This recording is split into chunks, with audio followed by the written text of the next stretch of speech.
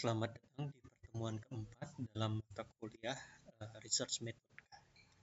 Jadi pada minggu kemarin kita sudah mempelajari mengenai tipe-tipe pekerjaan yang ada di dalam dunia TIK. Jadi kita seharusnya sudah mulai memahami sebenarnya ada apa saja pekerjaan dan apa yang diharapkan muncul dari pekerjaan tersebut. Nah, pada pertemuan kali ini kita akan melanjutkan dari apa yang sudah kita bahas minggu kemarin. Nah, kalau minggu kemarin kita sudah tahu tiap tipe pekerjaannya seperti apa, sekarang kita akan membahas bagaimana cara mengerjakannya.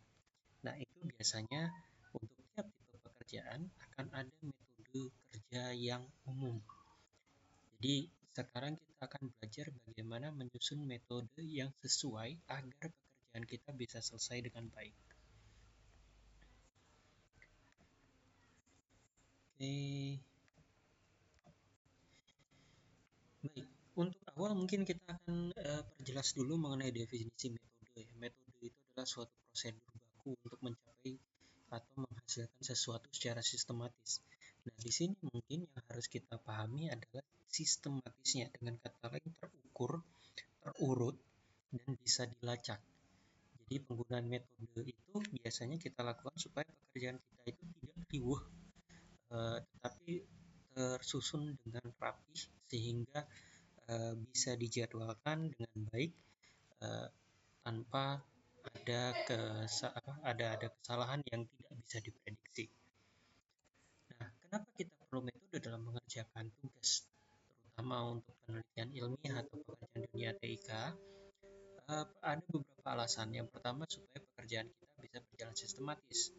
Seperti tadi yang sudah dijelaskan, bahwa pekerjaan kita sebaiknya terurut. Kita tahu apa yang harus kita kerjakan pertama, kedua, ketiga, sampai akhirnya nanti selesai.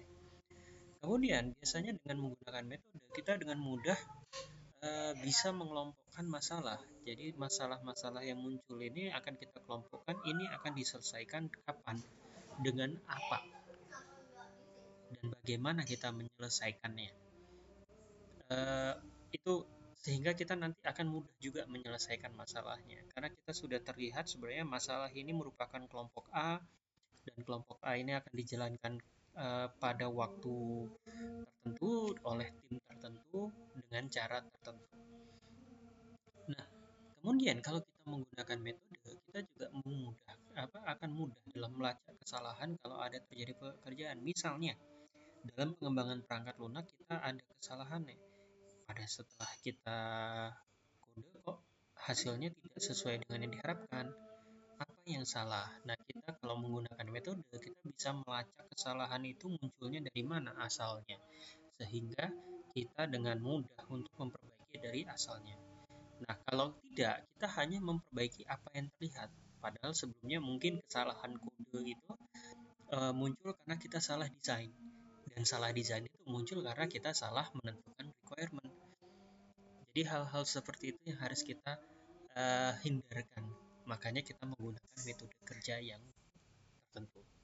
Nah, tentu saja yang namanya metode kerja, terutama untuk dunia TIK, ada yang sudah baku atau sudah umum, meskipun sebenarnya Anda tidak dilarang untuk membuat metode kerja sendiri selama memang metode tersebut bisa dipertanggungjawabkan dan memang logis. Nah, pada minggu ini kita akan fokus dulu terhadap metode pengembangan perangkat lunak. Jadi karena dunia kerja kita adalah dunia TIK, pengembangan perangkat lunak itu adalah salah satu yang menjadi inti pekerjaan di dalam dunia kita. Jadi kalau kita bicara metode pengembangan perangkat lunak, kita akan bicara mengenai alur kerja umum yang digunakan dalam membuat satu perangkat lunak. Nah, metode ini biasanya nanti akan mengkategorikan tahapan pekerjaan. Dan kita juga bisa melihat alur tahapan tersebut sehingga kualitas produk perangkat lunak itu bisa dijaga. Nah, secara umum, tahapan dalam metode kerja untuk pengembangan perangkat lunak itu bisa dibagi menjadi 4 bagian, yaitu requirement, design, implementation, dan testing. Nah, nanti yang berbeda antara misalnya metode waterfall, metode V-shape, iteration, agile, dan segala macam adalah urutan atau bagaimana alur dalam kita mengerjakan keempat tahapan besar ini. Nah, kalau kita lihat requirement itu adalah menentukan persyaratan yang dibutuhkan perangkat lunak, baik berupa fitur atau persyaratan kinerja. Sementara kalau dalam proses atau tahapan desain, kita merancang struktur perangkat lunaknya itu seperti apa. Fungsinya ada, kita susun bagaimana. Eh, struktur kode dalam tiap fungsi itu seperti apa. Kita juga di sini menentukan model interaksi, dengan kata lain tampilan, mungkin suara, mungkin interaksi lain yang dibutuhkan agar si perangkat lunak tersebut dapat digunakan oleh pengguna.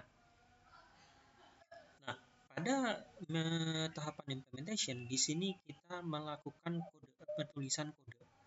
Kode itu akan ditulis di tahapan implementation. Nah, kode ini biasanya kita tulis berdasarkan rancangan yang sudah ada. Nah, setelah kita menuliskan kode, kita akan biasanya masuk ke tahapan testing, yaitu menguji kesesuaian fitur dan kinerja dengan persyaratan yang sudah ditetapkan. Jadi kita akan mengecek apakah perangkat lunak yang sudah kode yang sudah kita terapkan tersebut sesuai dengan apa yang kita buat di dalam requirement.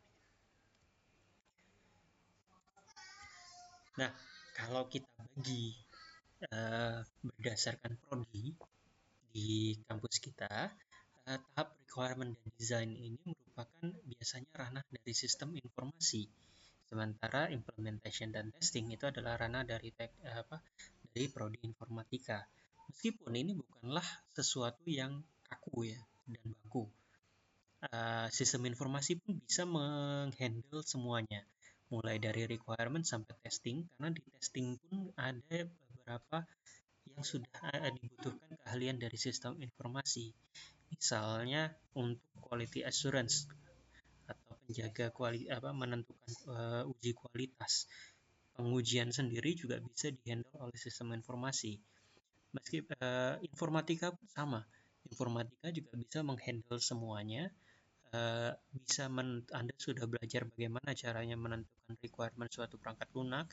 Anda sudah belajar mengenai struktur kode, baik objek oriented maupun fungsional. Jadi Anda bisa melakukan desain juga. Nah, nanti memang requirement dan desain itu bisa dikembangkan oleh sistem informasi lebih jauh menjadi sistem desain, jadi bukan software design lagi. Sementara kalau informatika bisa fokus di implementation dan testing pada saat kita bicara pengembangan algoritma saja. Jadi kita tidak perlu naik ke atas terlalu jauh. Nah, ini adalah gambaran umum saja bagaimana sebenarnya domain-domain antara kedua prodi yang ada di kampus kita. Tetapi sekali lagi, ini bukanlah panduan yang kaku. Nah, kita akan bicara mengenai metode waterfall, salah satu metode yang paling tua yang pernah digunakan untuk pengembangan perangkat lunak. Dan harus diakui, metode ini masih cukup banyak digunakan, terutama oleh developer kecil, untuk software-software yang tidak terlalu rumit, karena kesederhanaannya. Jadi metode ini kalau kita lihat sangat sederhana, tahapannya sangat jelas, alurnya juga sangat sederhana, sehingga sangat mudah kita terapkan. Manajemen dari metode waterfall itu juga sangat mudah. Karena tadi tahapannya sudah jelas, kita akan mengerjakan tahapan lain kalau satu tahapan sudah selesai. Jadi tidak ada tahapan yang bertumpuk. Cuman masalahnya metode ini biasanya memakan banyak waktu dibandingkan dengan metode-metode baru. Jadi, dan metode ini kaku. Kalau Anda lihat, kalau misalnya kita ada kesalahan di implementation, kita nggak bisa balik ke desain, karena desain sudah dianggap selesai. Jadi ada beberapa kelemahan dari metode waterfall, tapi tidak masalah. Kita akan bahas ini sebagai metode yang paling umum digunakan. Nah, kita lihat tahapan requirement kita pertama ya. Jadi di tahapan requirement ini kita menentukan persyaratan yang harus dipenuhi oleh perangkat lunak. Nah, biasanya ini kalau Anda lihat, ini sering sekali salah ya. Orang memisahkan antara metode untuk requirement ini dengan metode pengembangan perangkat lunak. Jadi kalau Anda lihat buku-buku TA yang ada di perpustakaan, hampir seluruhnya itu salah karena memisahkan antara metode pengumpulan data dengan metode pengembangan perangkat lunak. Itu salah. Karena pengumpulan data itu merupakan bagian dari requirement proses. Dan kalau kita lihat, metode ini kan tidak terpisah antara requirement dengan yang lain, merupakan requirement dengan tahapan yang lain merupakan satu kesatuan yang utuh dalam satu metode waterfall. Jadi nanti pada saat Anda mengerjakan tugas akhir Anda, jangan pernah dipisah antara metode pengumpulan data dengan metode pengembangan perangkat lunak, karena itu merupakan satu kesatuan. Namun, Anda bisa merinci lagi apa yang Anda lakukan di dalam requirement ini. Maka muncullah tadi metode, misalnya studi literatur, wawancara, kuesioner.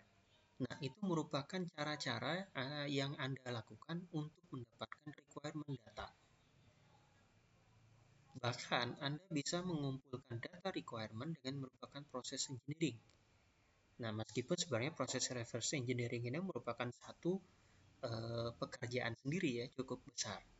Tapi kan kalau reverse engineering itu intinya kita memiliki suatu produk yang sudah jadi, kemudian istilahnya kita bongkar supaya kita tahu dalamnya seperti apa, sampai komponen terkecilnya seperti apa, sehingga nanti kita bisa membangunnya lagi berdasarkan data yang kita dapat dari reverse engineering itu.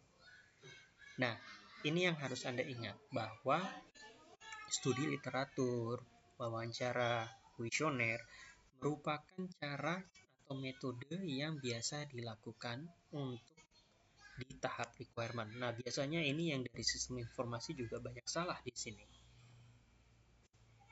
Jadi hampir sebagian besar yang saya temukan itu pasti salah. Jadi metode wawancara, kuesioner itu bisa dibilang bukan metode tapi cara. Cara untuk kita bisa mendapatkan data persyaratan. Nah, persyaratan sendiri itu bisa merupakan berasal dari permintaan calon user. Kalau misalnya software itu merupakan software yang dipesankan. Atau kalau misalnya kita yang membuat sendiri ke atas inisiatif sendiri, kita bisa melakukan perbandingan dengan perangkat lunak yang serupa. Atau ada persoalan yang harus diselesaikan dengan perangkat lunak, maka persoalan itu sendiri menjadi persyaratan. Nah, contohnya mungkin pada saat TA kan ditentukan temanya. Di situ sudah ada persoalan yang sudah diberikan. Maka persoalan tersebut akan menjadi persyaratan. Meskipun nanti Anda bisa menggabungkan ya. Jadi Anda mendapatkan persyaratan dari persoalan, tapi nanti Anda juga melakukan studi perbandingan untuk mendapatkan persyaratan dari tambahan. Jadi intinya ini adalah tahap pertama yang dilakukan dalam pengembangan perangkat lunak, yaitu menentukan persyaratan yang harus dipenuhi oleh perangkat lunak. Nah, persyaratan ini bisa berupa persyaratan fungsional atau persyaratan non-fungsional. Nah, kedua tahap jenis persyaratan tersebut nanti akan dimasukkan ke dalam suatu dokumen yang disebut sebagai Software Requirement Specification.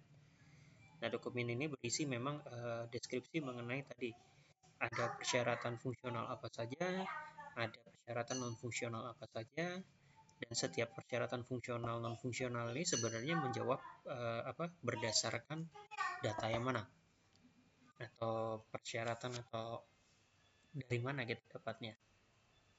Nah, ini mungkin ada contoh untuk persyaratan kebutuhan ya. Jadi mungkin banyak yang salah kalau saya lihat dalam menuliskan apa itu persyaratan fungsional dan apa persyaratan non-fungsional. Sebenarnya intinya seperti ini. Persyaratan fungsional merupakan persyaratan yang terkait fungsi, apa yang bisa dilakukan oleh perangkat lunak. Sementara perangkat non-fungsional itu tidak terkait oleh fungsi langsung, tapi terkait dengan kinerja, performance. Jadi di sini saya punya beberapa contoh. Jadi misalnya kalimat ini, perangkat lunak dapat menyimpan data dari form yang diisi oleh pengguna ke dalam basis data. Ini adalah persyaratan fungsional, karena ini terkait dengan fungsi perangkat lunak. Perangkat lunak ini fungsinya apa? Simpan data ke dalam basis data. Ini juga contoh yang lain untuk fungsional. Perangkat lunak dapat memverifikasi pengguna. Ini juga bisa kita kan bisa menggambarkan dengan gampang. Apa fungsi perangkat lunak itu? Verifikasi pengguna. Apa fungsi dari perangkat lunak tersebut? Simpan data ke basis data. Jadi kalau Anda bisa menjawab apa yang bisa dilakukan oleh perangkat lunak atau software, itu berarti dia persyaratan fungsional. Fungsi apa saja yang harus ada. Nah, sementara kalau non-fungsional, contohnya seperti ini. Waktu yang dibutuhkan untuk menyimpan data ke basis data tidak melebihi 30 detik. Ini adalah persyaratan fungsional. Fungsinya apa? Menyimpan data. Seperti yang pertama. Non-fungsionalnya apa? Waktunya ini. Waktu untuk menyimpan itu nggak lebih dari 30 detik. Ini bukan terkait fungsi, tetapi terkait kinerja. Bahwa kalau jadi nanti sebenarnya kalau dari fungsi kan tidak disebutkan berapa lama dia harus bisa menyimpan data. Karena fungsinya hanya menyimpan data, sementara kinerjanya harus di bawah 30 detik. Jadi itu yang kita sebut sebagai non-fungsional. Jadi non-fungsional bukan bisa berjalan di Windows, bukan bisa berjalan di Android. Itu bukan terus bisa berjalan di CPU yang segala macam. Itu bukan persyaratan fungsional. Karena itu tidak disebutkan pun tidak terlalu masalah. Tetapi kalau kita misalnya menyebutkan kalau jalan di Windows 7, satu fungsi itu tidak boleh lebih dari 30 detik. Di Windows 10 tidak boleh lebih dari 10 detik. Nah, itu bisa masuk ke dalam fungsional. Tapi kalau cuma bisa berjalan di Windows 10, ya itu bukan fungsional yang perlu dituliskan. Nah, kita harus mengidentifikasi kinerja-kinerja, batasan kinerja ini yang dibutuhkan. Nah, ini contoh lain untuk non-fungsional. Metode verifikasi tidak boleh memiliki kelemahan yang dapat dieksploitasi dengan waktu kurang dari 3 bulan. Dengan kata lain, kalaupun bisa di-crack si loginnya, waktu nge-cracknya itu nggak boleh kurang dari 3 bulan. Jadi kalau dianggap lebih dari 3 bulan aman karena ada waktu untuk mengubah login sesuai dengan aturan siklus yang disarankan. Tapi kalau kurang dari 3 bulan kan belum waktunya untuk mengubah password. Misalnya seperti itu. Jadi di sini Anda harus paham bagaimana menuliskan fungsional dan bagaimana apa yang disebut sebagai functional requirement, apa yang disebut sebagai non-functional requirement. Jadi intinya kalau non-fungsional Anda akan melihat persyaratan-persyaratan yang terkait dengan kinerja, berapa lama, seberapa cepat, seberapa besar. Contoh lainnya misalnya seperti ini.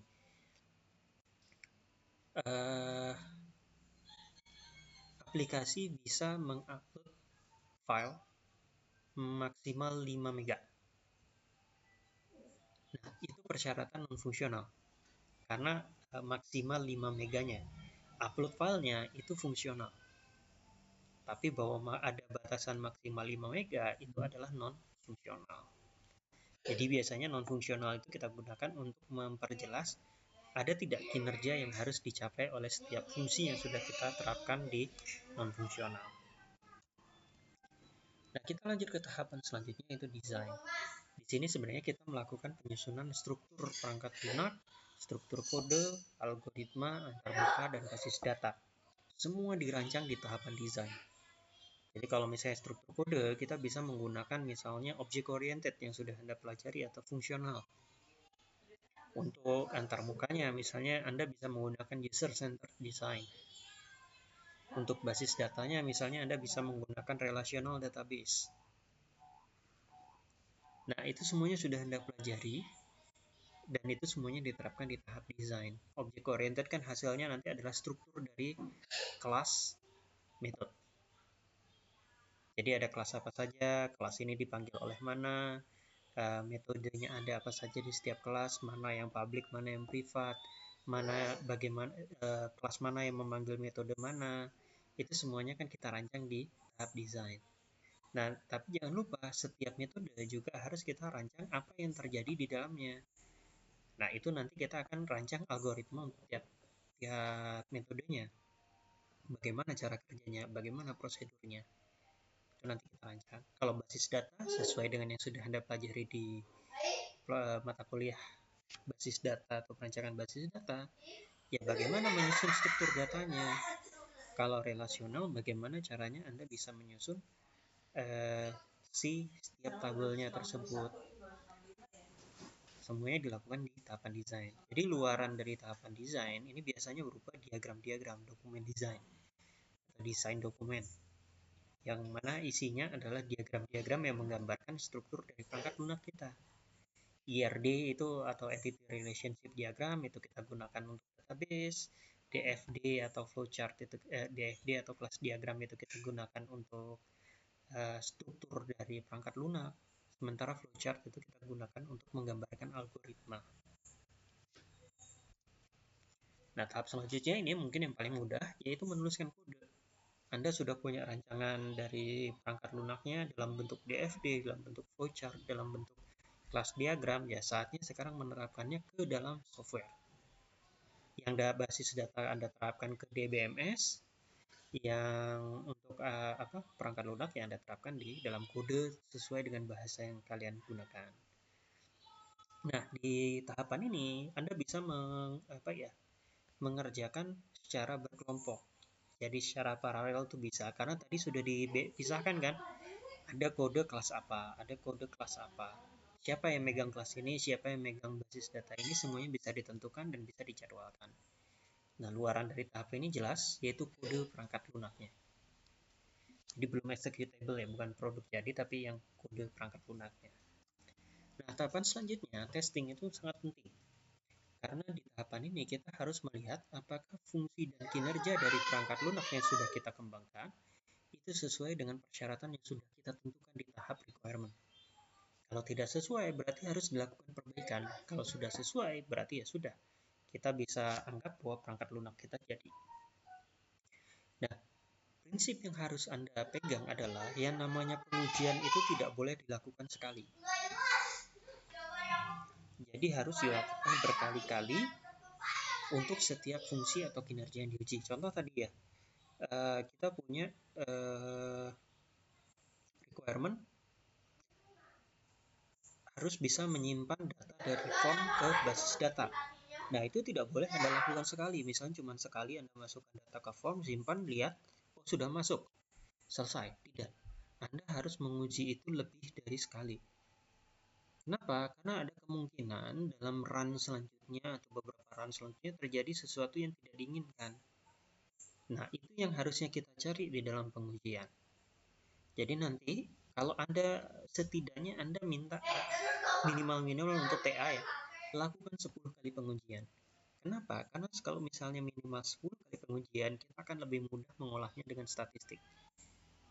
Jadi nanti hasil pengujian itu akan ditentukan dengan statistik. Nilai dari analisis statistik itu yang akan menentukan apakah fungsi tersebut bisa diterima atau tidak. Jadi tidak harus 100% berjalan, tapi bisa misalnya 90% atau 80%. Nah, dalam pengujian, meskipun kita mengujinya 10 kali, itu tidak 10-10-nya data yang kita masukkan itu sama. Jadi berbeda-beda untuk menyimulasikan kondisi lingkungan. Nanti kondisi operasionalnya seperti apa. Nah, ini yang harus Anda ingat lagi. Di antara misalnya 10 pengujian tersebut, tidak semua data yang dimasukkan itu harus benar. Jadi Anda juga harus menyelipkan ada data-data yang rusak atau salah. Jadi Anda harus melihat kalau saya rusak atau salah itu dia bisa handle atau tidak, atau malah jadi error. Nah, ini juga salah satu yang harus kita uji di dalam tahapan testing. Nah, tahapan selanjutnya, maintenance merupakan tahapan di mana si perangkat lunak itu sudah masuk ke dalam lingkungan operasional. Dan biasanya kita juga akan melakukan pemeliharaan selama masa operasional, termasuk misalnya kalau ada troubleshooting, ada update, atau ada patch. Nah, tahapan maintenance ini biasanya agak berbeda-beda ya, dan opsional berdasarkan sifat dari pengembangan. Bila pada pengembangan yang bersifat in-house, misalnya produk yang kita kembangkan sendiri kayak Microsoft Office misalnya, ya tahapan ini akan selalu ada selama produk tersebut masih dijual sampai akhirnya memutuskan tidak disupport lagi. Sementara kalau misalnya yang berdasarkan permintaan user, misalnya Anda bekerja untuk katakanlah suatu dinas di pemerintahan daerah, biasanya tahapan ini terbatas waktunya. Misalnya 6 bulan setelah serah terima, maka nanti akan ada maintenance di antara Anda. Setelahnya ya sudah bukan bagian Anda lagi. Jadi seperti itu maintenance dilakukan.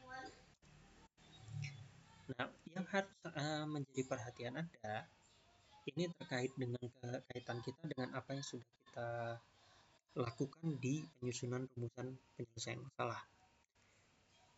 Metode yang Anda pelajari di sini, misalnya waterfall, itu hanya menggambarkan tahapan pekerjaan.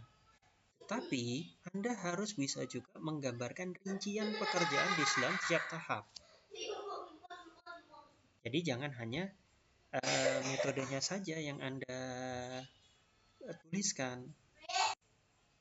Jadi penting bagi Anda untuk bisa menggambarkan rincian pekerjaan. Kenapa? Karena pada saat menentukan metode yang Anda pilih itu hanyalah panduan. Tetapi pada saat Anda bekerja, Anda harus punya suatu rancangan yang jelas bagaimana Anda mengerjakannya. Jadi nanti kalau Anda sudah menentukan tahapan metode yang benar, Anda harus merinci setiap tahapan dalam metode tersebut.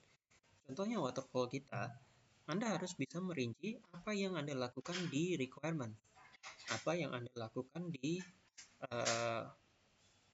misalnya design. Nah, rincian itu nanti harus terkait dengan setiap item di dalam rumusan penyelesaian masalah, sehingga jelas rumusan penyelesaian masalah itu kapan Anda kerjakan dan bagaimana Anda mengerjakan setiap item rumusan penyelesaian masalah tersebut. Nah, ini misalnya kita gunakan contoh. Misalnya kita punya suatu pekerjaan untuk membuat aplikasi untuk perangkat Android yang berhubungan dengan server. Jadi bukan hanya di Android saja, tetapi juga ada bagian backend servernya. Dan ini in-house untuk produk kita misalnya. Nah, dalam pekerjaan tersebut kita sudah menentukan misalnya rumusan penyelesaian masalah seperti ini. Jadi satu, membuat antarmuka aplikasi Android atau aplikasi Androidnya sendiri, kemudian mengembangkan aplikasi backend di server dan integrasi aplikasi Android dengan backend. Nah, di sini saya buat warna yang berbeda ini untuk menandakan bahwa nanti ada pekerjaan dengan warna kuning, itu berarti terkait dengan rumusan penyelesaian masalah A. Yang tugas dengan warna hijau itu terkait dengan rumusan penyelesaian masalah B, dan yang merah dengan yang C. Nah, kurang lebih kita akan gambarkan atau kita rinci setiap tahap di dalam waterfall itu seperti ini. Jadi Anda bisa lihat di sini requirement, di sini design, implementation, testing, dan maintenance. Kemudian di sini kita ada rincian tugas apa yang dilakukan di sini. Nah, yang warna putih ini adalah tugas yang umum. Misalnya terkait dengan semua rumusan penyelesaian masalah. Sementara yang kuning tadi terkait dengan yang antarmukanya, yang bagian front end ya. Yang hijau ini yang terkait dengan back end, dan yang merah terkait dengan integrasi back end dengan front end. Jadi Anda bisa lihat di sini apa yang saya lakukan di design untuk yang rumusan penyelesaian masalah A. Apa yang dilakukan desain untuk yang B, dan yang C juga apa. Dan di sini Anda bisa melihat alur kerjanya. Dan di sini alur kerjanya sama seperti waterfall, yaitu dari requirement ke design ke implementation, testing, maintenance. Lihat bahwa alurnya berjalan ke arah kanan semuanya. Tidak ada yang kembali lagi ke kiri misalnya. Nah, sementara di dalam satu implementation, satu tahapan Anda bisa melihat juga apa yang dikerjakan. Misalnya yang ini, kode antarmuka dengan kode aplikasi merupakan satu pekerjaan yang paralel, jadi bisa dilakukan oleh dua tim. Kemudian penulisan kode aplikasi, kode basis data, dan integrasi backend, ini merupakan sekuensial. Kemudian ini untuk topic all, dan ini juga sekuensial. Jadi Anda bisa melihat seperti apa saya akan melakukan pekerjaan ini. Jadi nanti pada saat Anda menyusun misalnya untuk tugas akhir, Anda juga bisa menyusun seperti ini. Jadi Anda tidak perlu bertanya-tanya kepada dosen pembimbing apa yang harus saya lakukan. Karena ini sudah disepakati di awal bersama dosen pembimbing, ya ini apa yang harus dilakukan, dan alurnya seperti apa. Pada saat bertemu dengan ada desain pembimbing, Anda bisa tinggal membahas mengenai apa masalah yang Anda temukan dan bagaimana solusinya. Nah, ini sebenarnya yang harus Anda kuasai dalam menggunakan metode. Jadi bukan hanya memahami metodenya seperti apa, waterfall itu seperti apa, tapi bagaimana juga merinci waterfall itu supaya pekerjaan Anda itu sesuai dengan waterfall dan selesai. Oke, baik. Demikian mungkin untuk perkuliahan kita pada minggu ini. Pada minggu depan kita akan membahas mengenai metode yang lain dan bagaimana kita bisa menerjemahkan metode tersebut. Baik, terima kasih. Kita bertemu lagi di minggu depan.